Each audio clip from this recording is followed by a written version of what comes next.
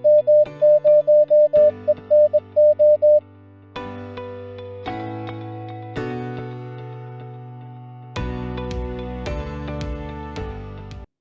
Mr. Ralph Bilal, he's WD0EJA. He runs a company called I believe it's pronounced Bilal, B-I-L-A-L company out of Florissant, Colorado.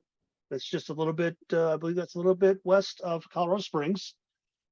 And he owns the Isotronic antenna company, the ones that make the Isotronic antennas. If you're not, I'm sorry, Isotron antennas. If you're not familiar with Isotron antennas, they're very small HF antennas, and you can pretty much put them anywhere, and you can put them on top of each other, meaning you can put like 2 or 3 together on the same feed line.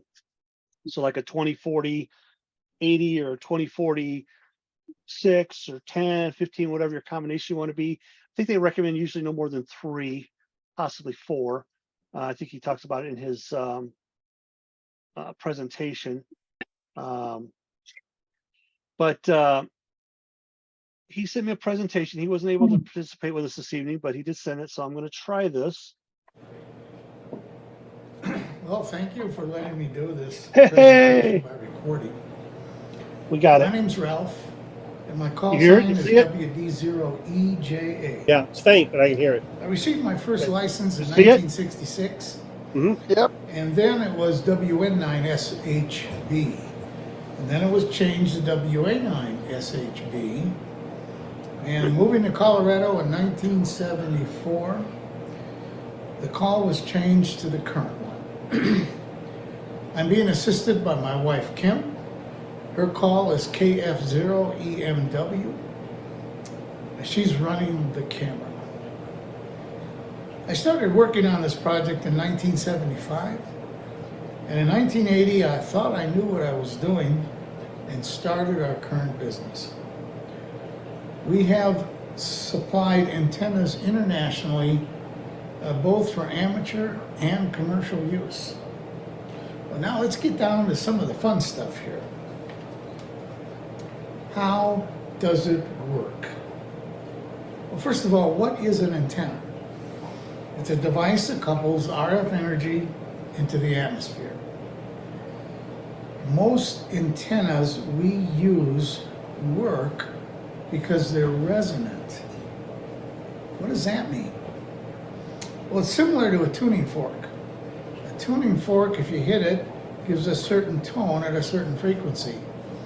If you put it close to a string like on a piano that's of the same frequency, the piano string starts resonating. It'll sync with the tuning fork, and they'll both start making the tone. Here's my other assistant, the Isotron 40. Now, most antennas we use are configured as a series resonant circuit. These are dipoles, verticals, Yagis, and even isotrons. And there's others in that configuration.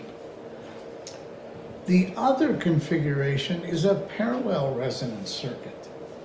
Now these are loops, quads, and some ferrite antennas. Now the Isotron is a series resonance circuit. It consists of a coil or an inductor and a capacitor. Here's one side of the capacitor, here's the other side. These are connected in series. One side of the coil goes to the center conductor of the coax. The other side of the coil goes to the capacitor. And the other side of the capacitor goes to the shield on the coax. So they're in series in respect to the coax.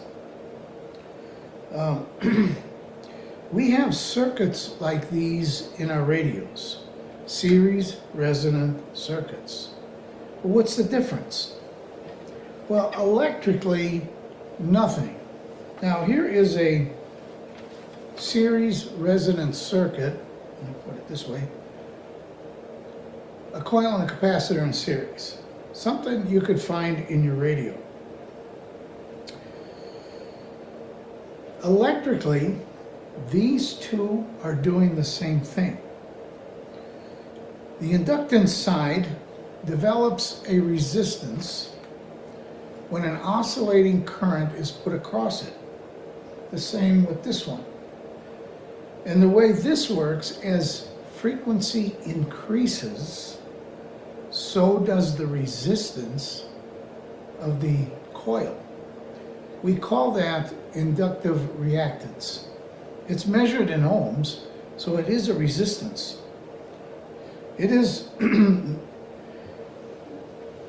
being measured in ohms, but as the frequency increases, so does the resistance. So as frequency goes up, the resistance goes up. The other component is the capacitor. That's this one here, a little tiny thing. And this one, it works just the opposite. As the frequency increases across that capacitor, the resistance decreases. And we call this capacitive reactance.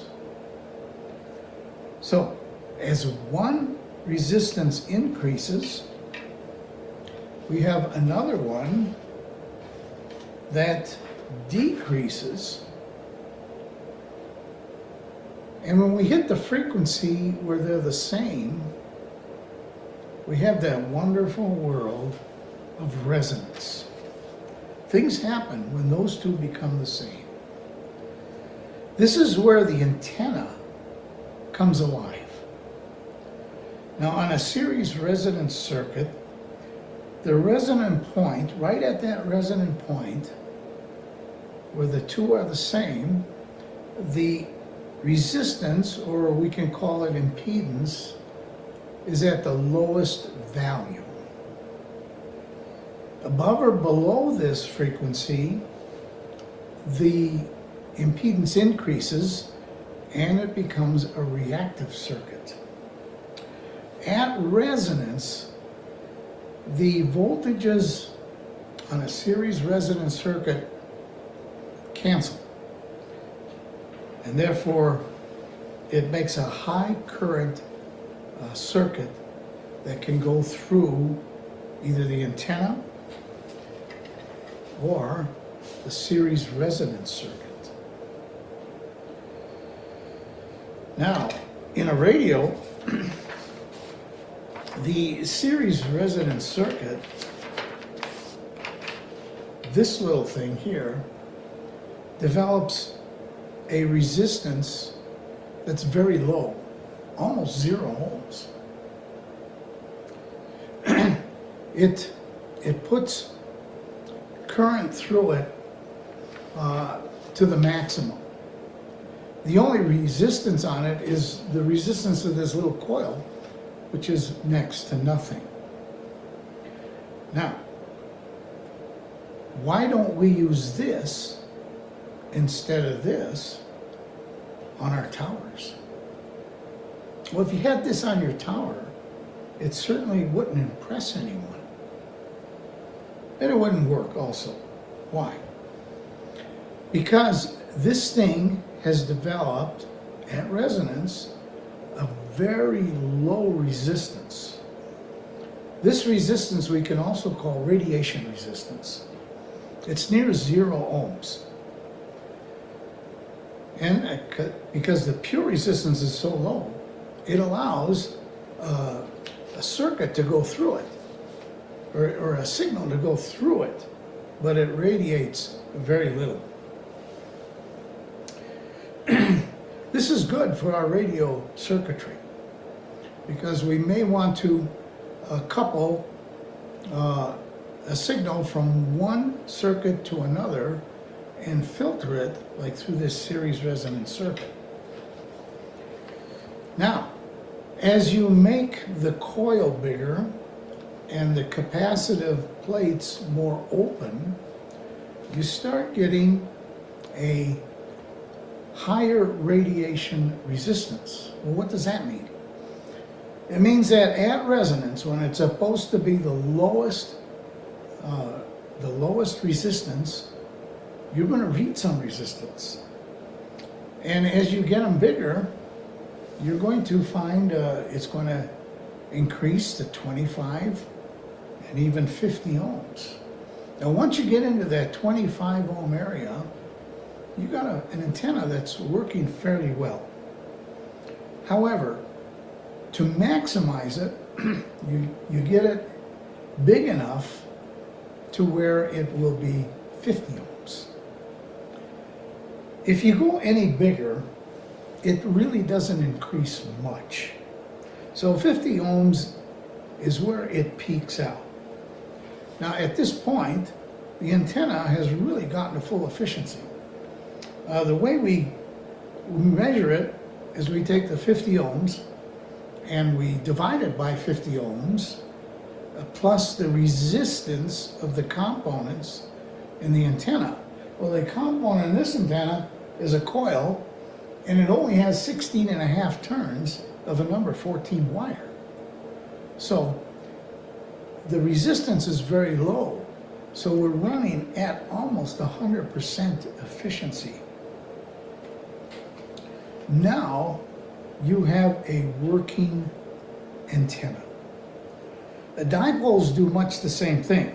However, a dipole being long and horizontal, it tends to line up the magnetic flux lines. So it can develop a pattern which favors its broadsides, but has less gain on its ends. The Isotron doesn't do that. It's a random polarization.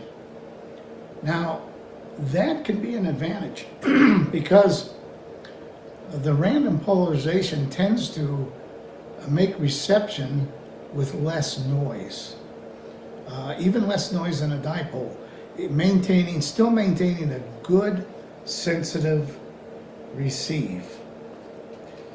Like a dipole, the Isotron does need to have some height above ground. We want to get away from the ground absorption, and we want to get a good shot at the horizon.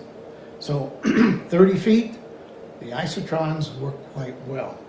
And I've had a lot of reports that that's a good, easy height to accomplish because they're light, and it works well.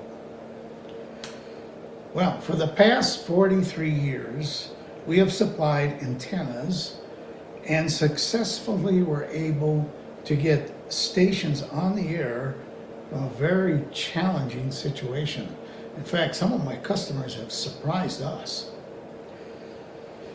Some people want a simpler installation, more manageable installation. I use mine at 60 feet. I've got 160 through 10 meters up on a 60-foot tower. It's easy to manage, easy to maintain, and it works well enough where I can even be a net control on as low as 75 meters. So again, thank you for allowing my wife and I to present this video recording. If you have any questions, please contact me by phone, email, or carrier pigeon. My contact information, you can find it at my website, isotronantennas.com, it's easy, or on QRZ. Thank you again for letting me do this.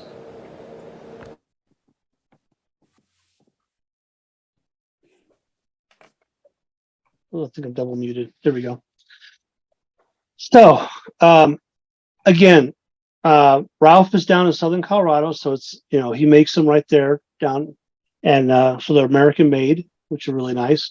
Isotron antennas, actually, Dick K0ITP contacted him and said, "Hey, would you do a presentation for our club?" Dick has 3 of them in his attic. Now he's got a 1-story ranch, and I will tell you they work very well. They're still not a perfect antenna, but there is no perfect antenna. but I know Dick has had no problems with them. I think he uses more of them. They're more for receive. He has transmitted on them. He's got 6, 15, and 20, I think, on a single feed line. I should remember that. I've tweaked the things for him like 15 zillion times. Before I hurt my back, I was climbing in his attic. But they're really cool. They're small. They're compact. So if you are restricted on what you can have, there's a potential antenna for you in an HOA situation. Now, you could probably put them in your attic. They don't take up much space and run your feed line down there. If you're like me, you don't care about your HOA, you just throw a mast in the back, throw them on top, hook them up, and boom, you're done. I will tell you there is a little bit of tuning to them, and he gives you directions on how to tune them, like that little lever arm on the side of his antenna was kind of where you tune it at, and he's got something similar on most of the antennas like that, sometimes either lever or like a little plate that you have to adjust. But check out his antennas on his website. They're kind of a really unique design, and to me they're different looking. They're not a straight vertical. They're not a dipole. They're not a Yagi. They're not a 4, 5, 7, 13 element beam. So it's kind of an interesting design for an antenna, and I just thought it'd be really cool, to show everybody, if you've never heard of them, of a potential antenna for you. I don't know if anybody else. Does anybody else here have a Isotron antenna, or have ever used one? Go ahead. Yeah, go ahead, Steve. Hey, are they directional at all? Is that part of the tuning? No. Totally Omni. Yeah, totally Omni. So you're adjusting the capacitance for tuning and not the inductor? From what I can see, I literally have one sitting in a box that I just have never put up. But I've read the instructions many times, and basically what you're doing is modifying the capacitance. Yeah, looking at the antenna he was showing us, I don't see how you would adjust the inductor. It would have to be the capacitor. Yeah, I mean that coil is just a coil. It's There's not a fixed. tap on that. It's not going anywhere. Yeah. It's still voodoo, but it works. But antennas are voodoo. How do they work? What's that stuff that it picks up? We don't see it. We don't know what it is. You know what I mean? So what band did you end up picking up, Steve, that you haven't put up yet? A 40 and a 20. The one that was behind him is the 40, and also I picked up a 20, which is even simpler. I mean, it's just like an arm with a little plate on it. Exactly. Yeah, I looked at that. I looked if you look at those, but when I contacted him, I wanted to put it in the attic, and he said it really needs to be on a mast. Yeah, it does. Like I said, Dick's got it in his attic because unfortunately he couldn't have a mast. Yep. His HOA is even more particular than mine, and but he still made it work. Okay. We put it, basically what we did is, it's not in the center of his roof. It's more towards the front, towards the garage. I tried to keep it as far away from electrical as I could, and basically it's just on a metal pole, and the pole is just strapped to a support beam, and we got it up as high as we could without hitting the top of the roof, and he's made it work.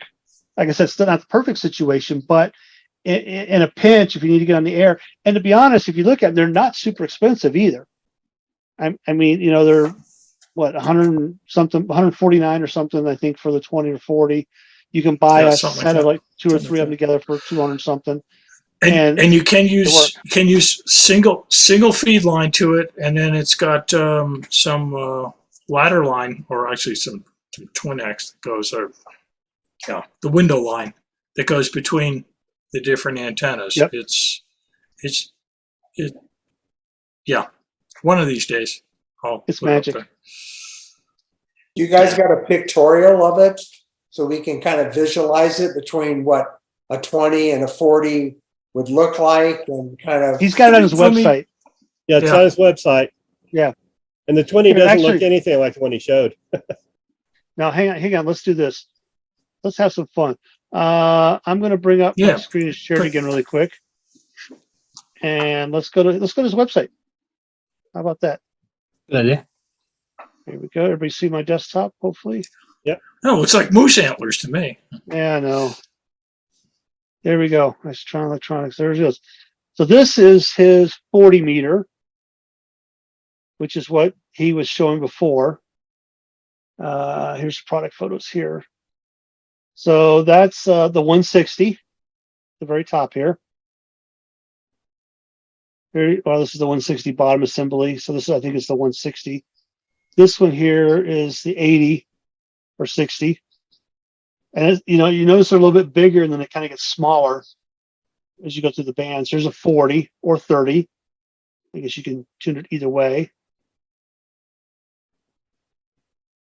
Let's see what we got here. This is a 160 or 80 on one feed line. Well, it's a 160 and an 80 on a single feed line. And this is the connector between them that Steve was talking about.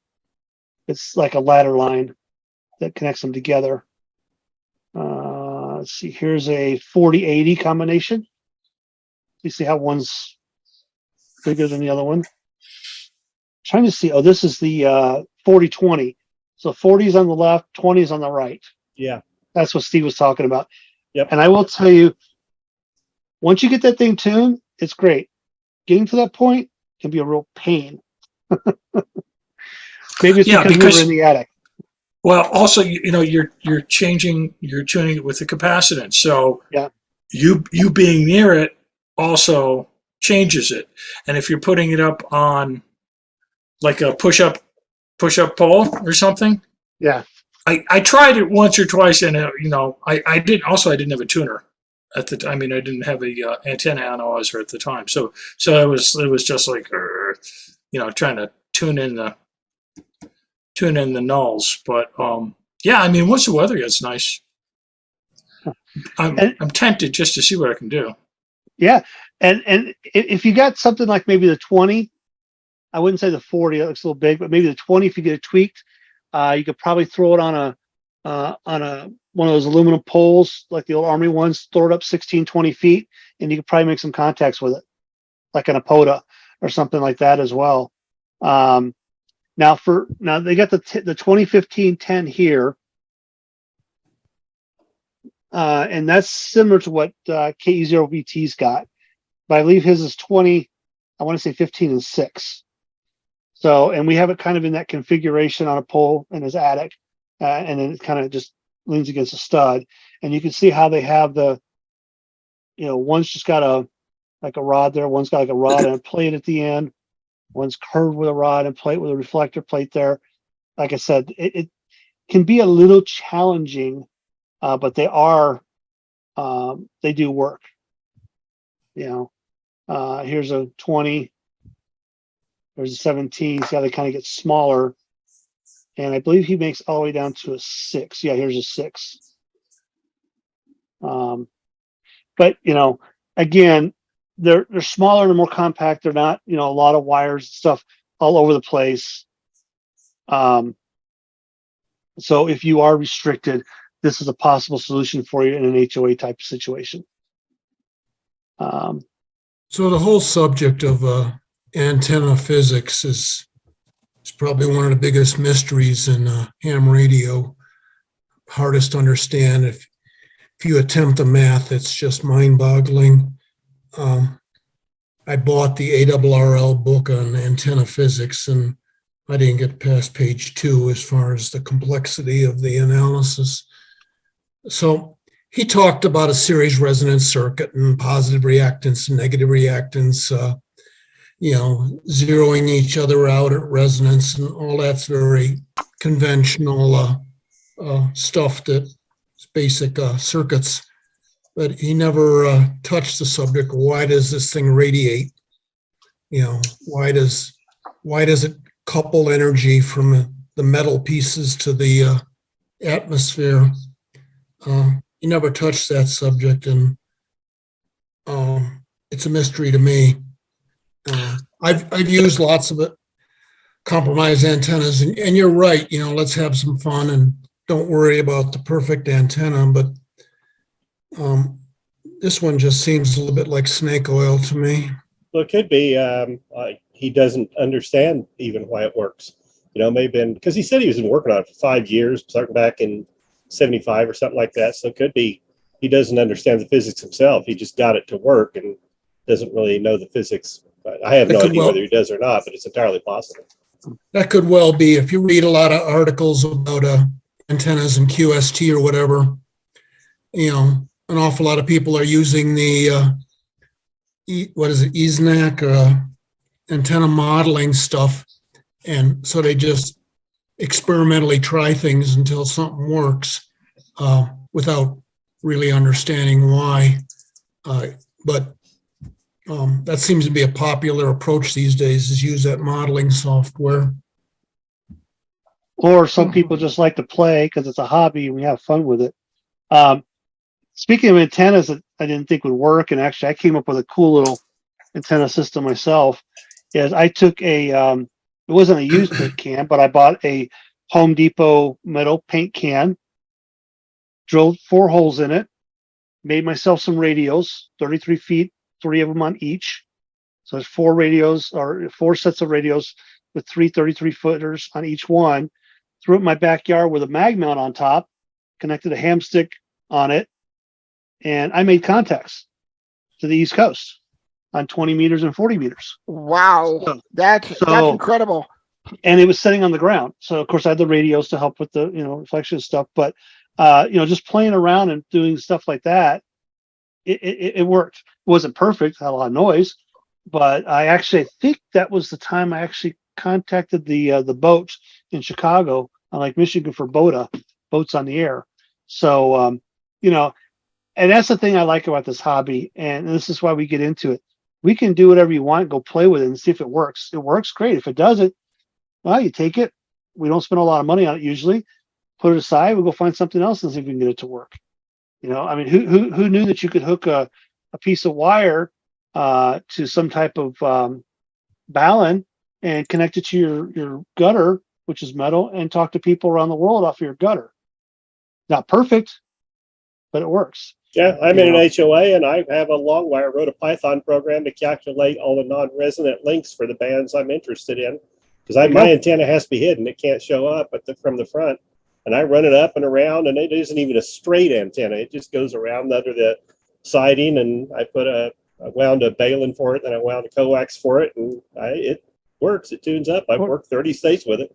Yeah. The weird thing about the comments about the HOA is that might be a moot point if a bill that's currently in Congress passes and goes to the president. There was a bill that was introduced in Congress, I think within the last month or two.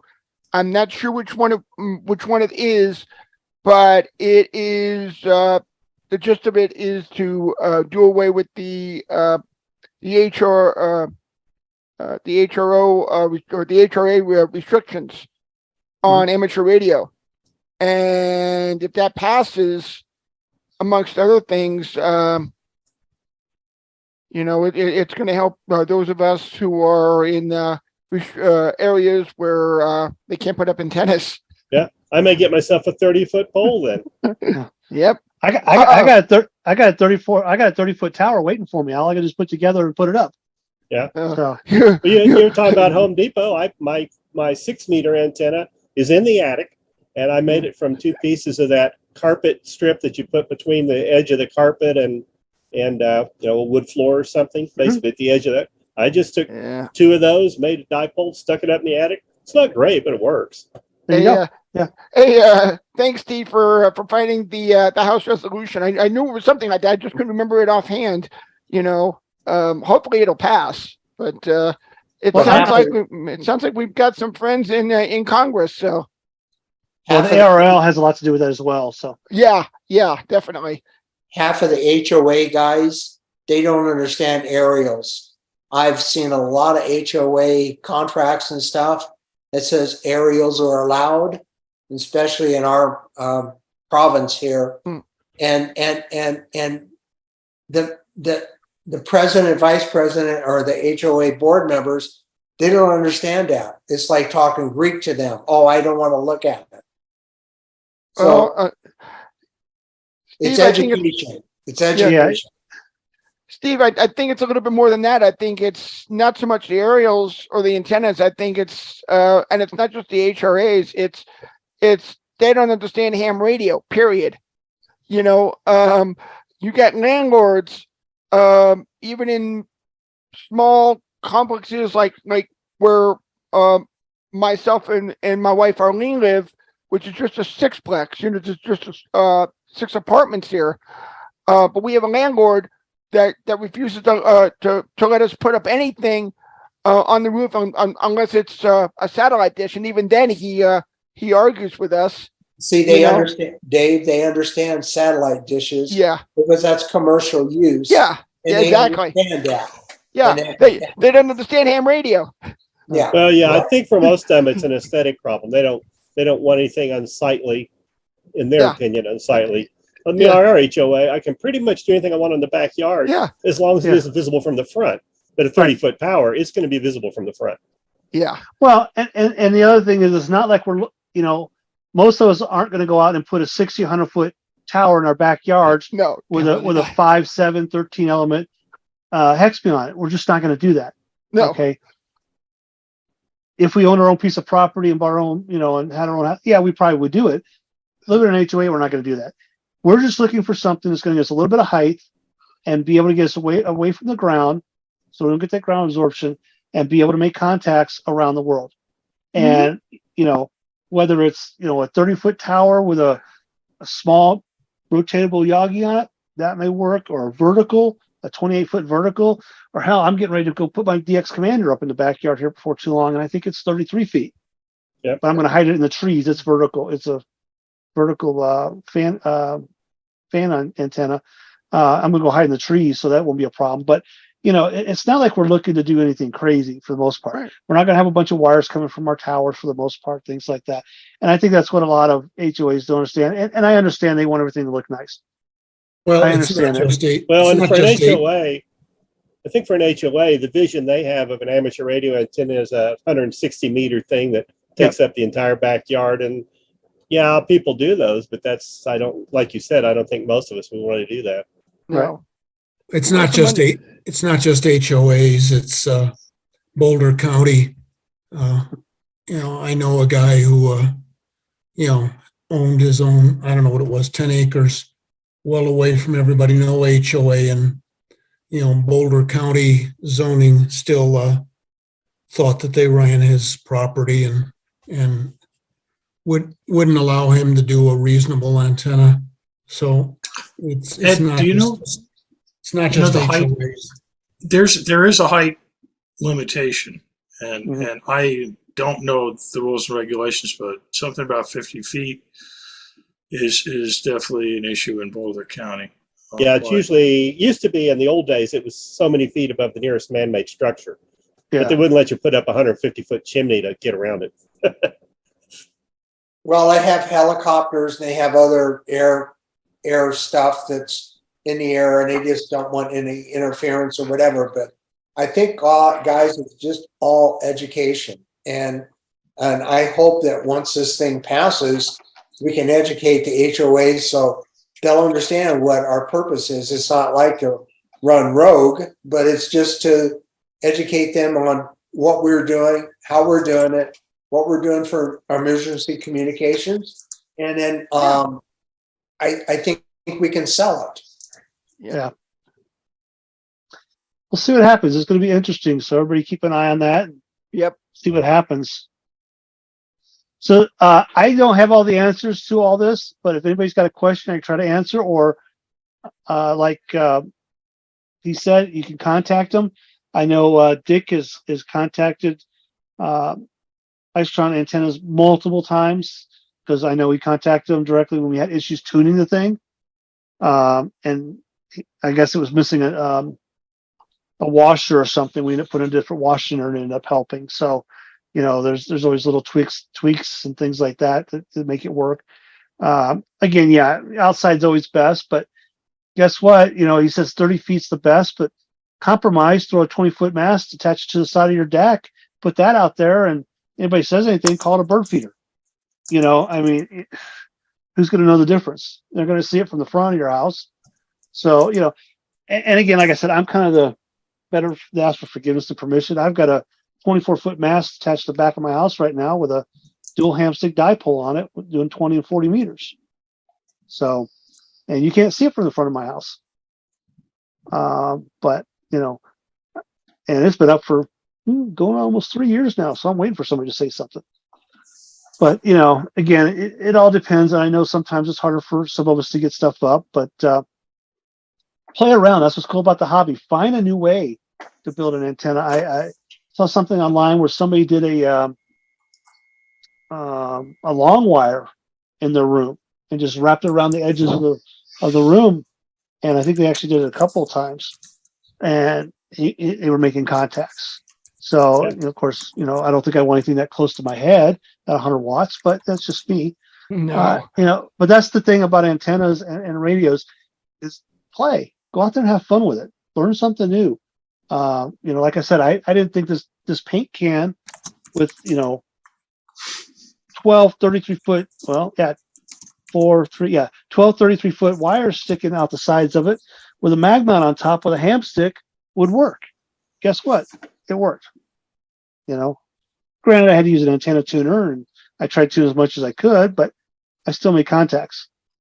So that's what I love about this hobby. Yeah, go ahead, Steve. Mike was going to do some HF antenna builds. I know he was waiting on parts. Do we know where he's at to start some classes up? I think he was talking about a HF multiband end-fed. Yep. Yeah, he was going to put a class together. I didn't know. You could drop him a line, Steve. The last I heard, I think the parts were still on back order for some of the things he needed. I think it was the ferrite chokes that he needed that they didn't have them in stock anywhere he could find them. So he was waiting for that, and I think then he was going to try to put the class together. So, but yeah, I mean, Jason KM40CK, who does Build-A-Pie and all that, he's got an end-fed that he's got in stock again. So if you're looking for something like that, and and the other thing is maybe come up with a solution where, like, if you're an HOA or an apartment, it's not permanent. You can go out, like that's one reason I like the Wolf River coils. You go out, set it up, do your contacts, play with it, take it down, put it back in. It's portable, and you don't have to worry about being out all the time and people seeing it. So, like I said, there's ways around it. Oh, they're not in stock anymore. Thanks, Jason. They were in stock earlier. I got an email earlier this week. So yeah, they come and go. Yeah, when he gets them, they go pretty quick. But so like I said, again, that's what's cool about this hobby. Yeah, I'd like to reinforce what you said there, Chuck, about just try it. Your situation might not be perfect. If I waited to have the perfect situation, I would not be on HF. They say your antenna should be like a quarter wavelength off the ground. Forget it. Oh yeah, I couldn't do that. Right. And right now, I have that 280-foot square loop in my backyard, and no one in my HOA has said anything yet because they probably don't know what it is. You can barely see it from the road though.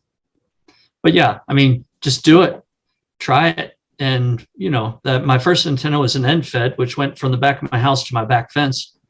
And, I made contacts around the world, so just do it. Yeah, absolutely done. Hey, I'd like to personally recognize Ed WA7EM. When we did the special station, and we were having a conversation about, okay, I got to get an antenna up, and you said, just do it, man.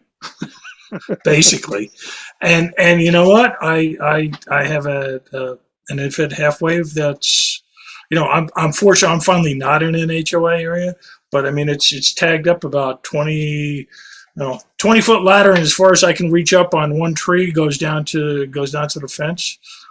And I made a contact Seoul, Korea the other night on 10 meters. It was just like, it blew me away. And it was it was a lot of fun. Yeah.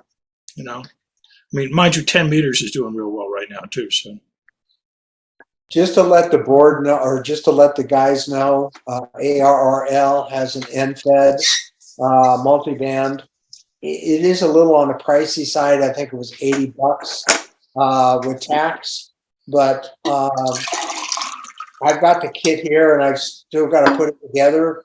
But it's an NFED that ARRL is advertising. Is it on their website?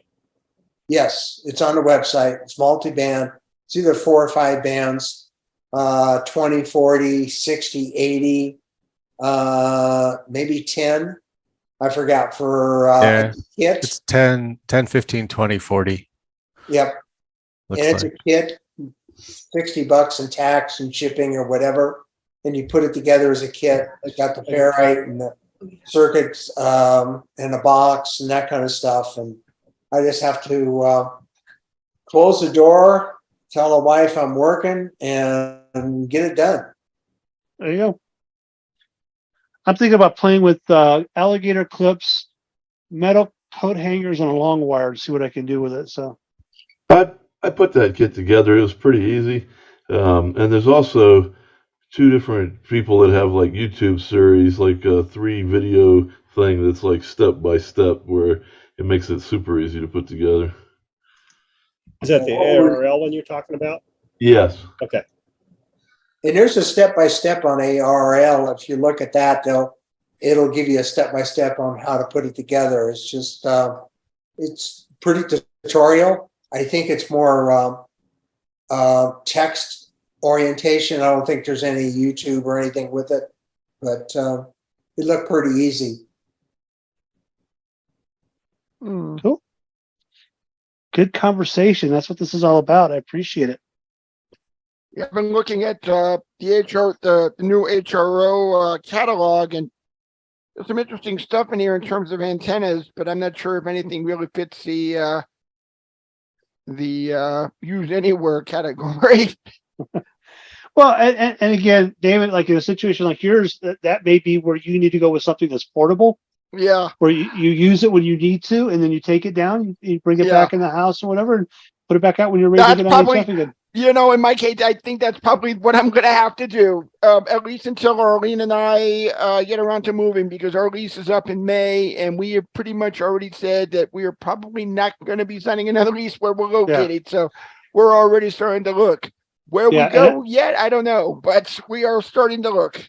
But that's why, like the woofer recoil is a Mhm. great solution for something like that. It's very portable.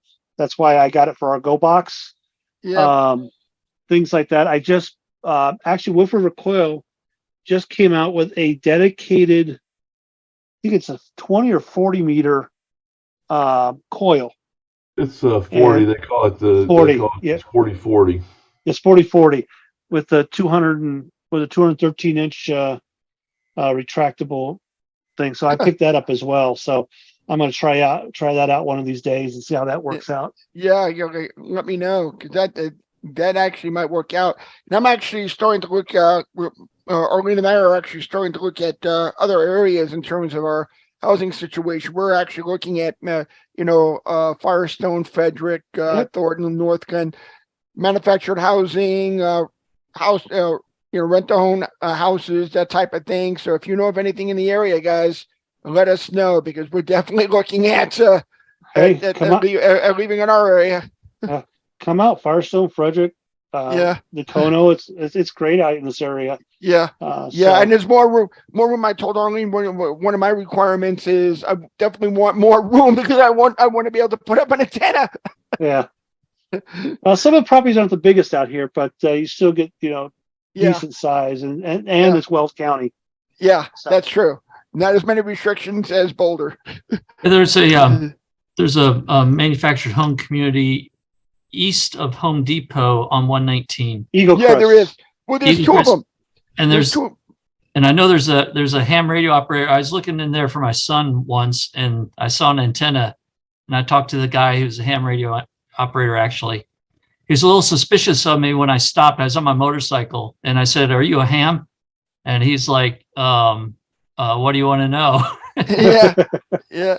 No, there's two of them. There's the one on the north side of the street, just on the west side of the Longmont border.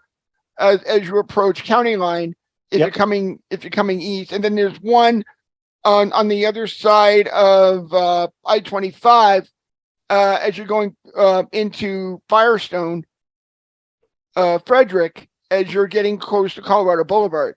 And that's one that we were looking at one point. I don't know if they have any openings here, but we were looking at that, or even Tacoma. We're gonna have to look around. We've got time yet, but we've definitely been looking. So Yeah. Cool. Yeah. So All right. I have a question Yeah, go ahead. for the new general in the crowd. What bands to start on other than 10 seems nice. 20. 6, 10, 20, or 40 is what I'd recommend. Yeah. 20 would probably be your best. It's one of the easier ones to tune up. You can pretty much get it on a shorter long wire or a small dipole. And 20 is usually always hopping. I was actually shocked the other night. I think it was 8 or 9 o'clock at night. I actually made a contact in Africa on 20 meters on FT8. Nice. that's And nice. I was only doing I think 50 watts, or no, less than that, 40 watts. So, anything's possible. But yeah, Jason, I would start there, and then once you get comfortable and you get on, you can go to 40, and if you want to go to 80, 160, you can do all that. But again, those we start hitting 80, 75, 80, 160, you're looking at potentially more longer wire, bigger antennas, things like that. Yeah. I do almost all my work on 20, and probably everybody knows this, I suppose. But one of the things I found is if you get on when there's a contest, you can make a lot of contacts. Yep. And they're short, but it's just you're making contacts. Yeah, but of course, but then again, at that point, you got to deal with the pileup. Yeah. Well, the other thing I also recommend, since you're a newer HF, is look at 20 and 40, but also to get started, it's a good start is check out pota.app. Yep. And look for POTA spots and try to make a POTA contact. Chase them. Because go chase them, because that's like an automatic contact every time for the most part. Now, sometimes you can't always get them, but you've got a better chance of getting somebody at a POTA than probably pretty much anything else. Now, there's also, honeypot. yeah, I mean, it's great. That's why I try to make some of my first contacts. The other thing is I was doing some research online and looking around. There's other OTAs out there now, other than just POTA and SOTA, Yeah. things like that. NASA on the air. Yeah. The NASA on the air. Well, station. there's yeah, go ahead, David. Well, I was going to say the NASA on the air stations that I actually joined the Facebook group, and they do announce when their local stations are on. So Yep. Well, they've got VODA going on right now, which is volunteers on the air. You've got BOTA, which is boats on the air. It's also beaches on the air. And that started about a year or two ago. That's mostly in Europe and stuff, but they have beaches here in the U.S. listed as well. Of course, you got POTA, SOTA. Trying to think of what else is out there. That's an There's IOTA. islands. There's islands. Yep. Yeah. It's only IOTA. one day a year, but a funny one is the Walmart parking lots on the air. Yeah. Really? Like that. That'd be cool. I don't know Actually- what day it is. It's they do it like one day a year, I think. You should find out. Let us know, Chuck. We'll go. We got 2 Walmarts we can go hit. Okay. actually, there was a station that was on recently. I don't know if they're going to do it again, but Amanda Alden, K0ITP, our section manager, announced at the recent section net that there was a W1AW/0 Yep. net recently on 20 meters. Well, I don't know if it was a net, but it was actually the station was on the air on 20 meters. Yep. Yep. The W1AW / Zero. everything Yeah.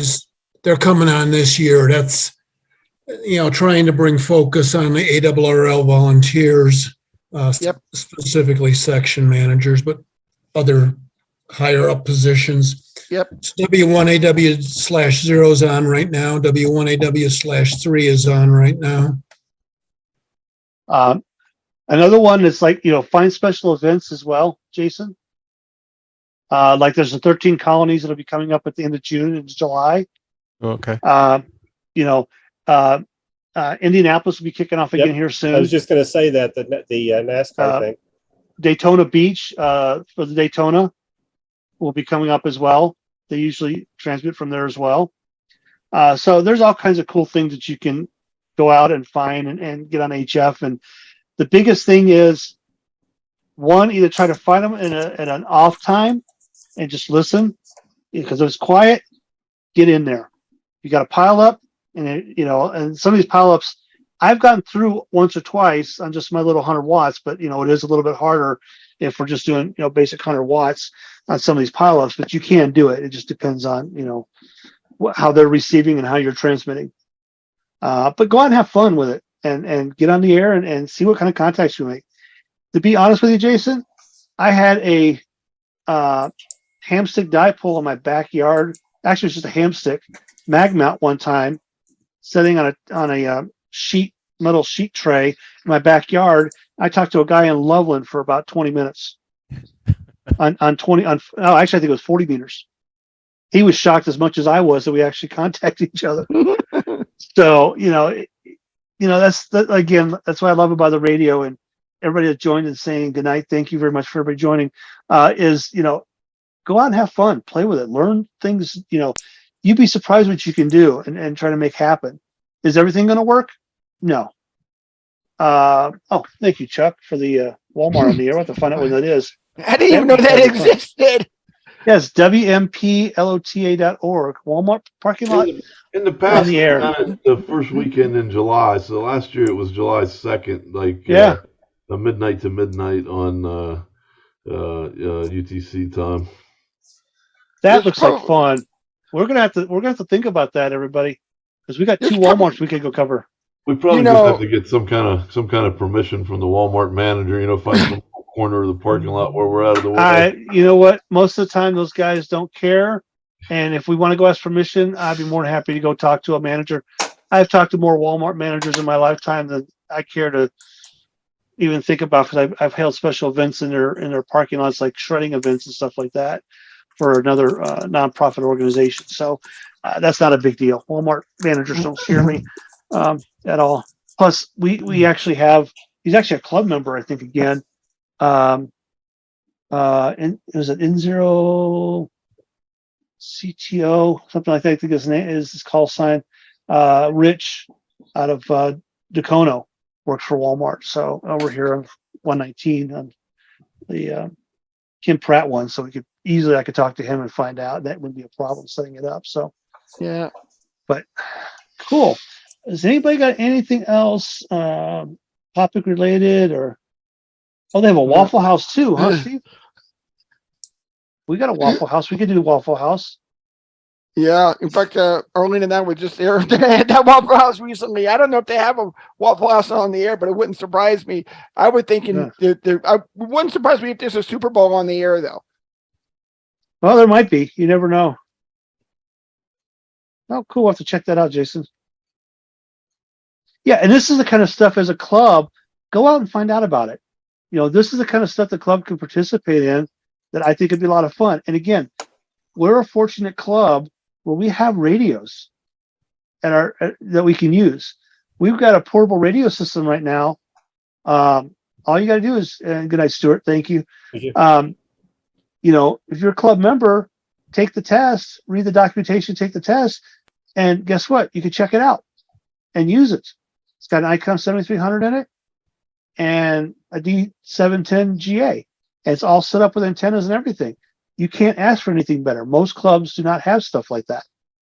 So, we've got that functionality, and I want to see people take advantage of it because, one, I'm tired of storing it at my house all the time.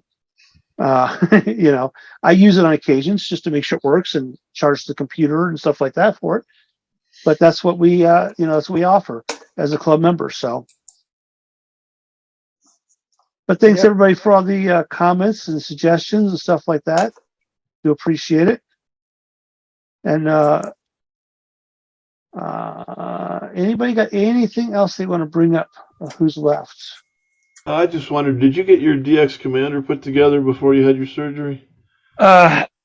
about 75% put together. I gotta- bought one, but I hadn't put Did it you? together. I bought the classic. Yeah, that's what I have with. Did you have yours with the 80 or just the Yeah, I got it with the 80. with the? I got the same thing. It looks like it's pretty easy to put together.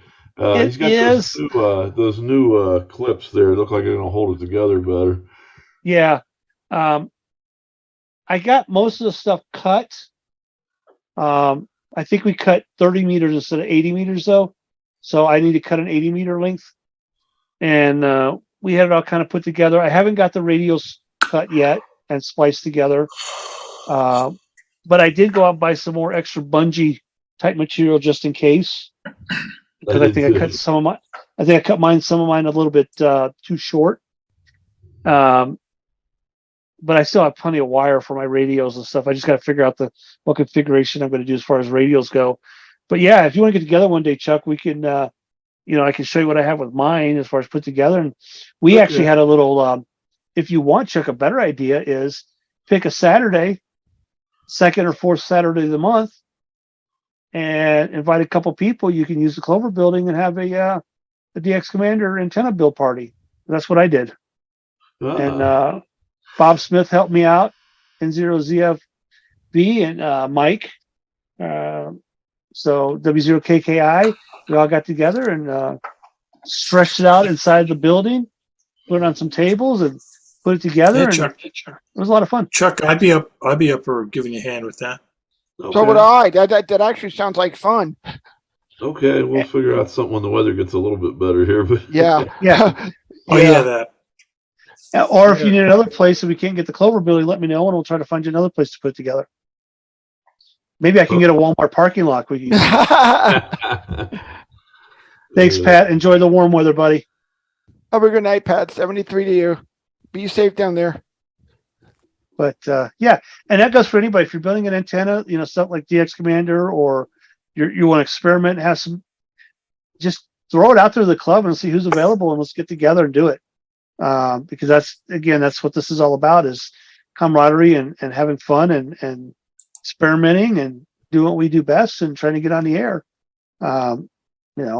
Eventually Brian's going to be back at some point, and we're probably going to try to do some satellite contacts. Of course, I'm not going to get third-degree burns this time in the parking lot of the Clover building, but yeah, there was a couple places we had slight second and third-degree burns. Next time it's sunscreen and hats or a tent when we go tracking satellites and things like that. So, again, like I always say, this is your club, not mine, not the board's. Yep. You want to do something, get a bunch of people together and do it. You need a place to do it, let me know. I'll see what I can do to help you out with that. You need some equipment, let me know. The club's got lots of stuff, things like that. I'm still looking at, I got to call the guys out or the park ranger out in Idaho, because I'd still like to do the Craters of the Moon National Park and do a 24-hour event there. So I'm still trying to plan something for that, maybe in the late spring, early summer months. So, well, if not that one, Chuck, if that one falls through, why don't we look at, doing maybe Mesa Verde or that's what I was thinking as well. Sand dunes, something like that. Go down to the Four Corners. Something like that. Or something in New Mexico or Arizona. Yeah. Those are my secondary choices. I really liked Craters of the Moon National Park because, one, it's going to fit the bill.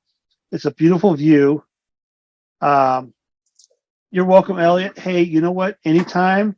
Congratulations, and hopefully you get your call sign soon. We'll hear you on the air.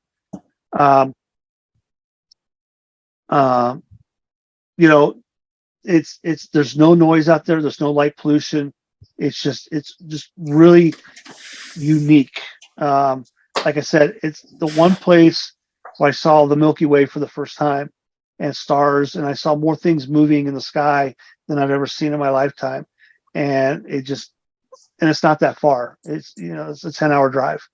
So that's the kind of stuff that I like to see us do more of as a club, and I think people would enjoy doing that. So, I wonder if anybody's ever worked Devil's Tower. Oh, I'm sure they have. You can look it up on their website. It'll tell you. That would be a fun one to work. Because there was a place, actually, there was a it wasn't a park, actually. It was a wildlife preserve, but they still count up in Wyoming that was never activated, that activated back last May. Yeah, I think I saw something QST about that. Yeah. So there's still a few out there that's never been activated, but you know, there's some that have, and a lot of them have been activated multiple times. And it's a lot of fun to get out, put an antenna up and get on the air. Okay. So, all right. Okay. Well, thank you, everybody. If nobody's got anything else, we'll close it out for the night, and I can get ready because I think I got to go in the office tomorrow. Top of Trail Ridge Road or Mount Evans or Pikes Peak or somewhere with a QRP 10 meter or a 20 meter 10 watt QRP rig. Has anybody tried that? What kind of range, what kind of contacts you get? I mean, in my case, the antenna would be a few feet above the ground, but the ground's 15,000 feet above sea level. So has anybody tried that? And is it successful? Contact KV0N, Ramon. KV0N. Ramon does QRP all the time. Okay. I think he's done up in the mountains as well. Don Lewis, KE0EE, has also done some stuff up at Rocky Mountain National Park. I don't know if they do QRP. I think they used to have a ICOM 706, so they probably were pushing 100 watts when they went up there with usually a 20 meter ham stick dipole is what they usually use. But check and see if they've done QRP as well. But Ramon does QRP like in POTAs all the time. He did QRP at the last field day.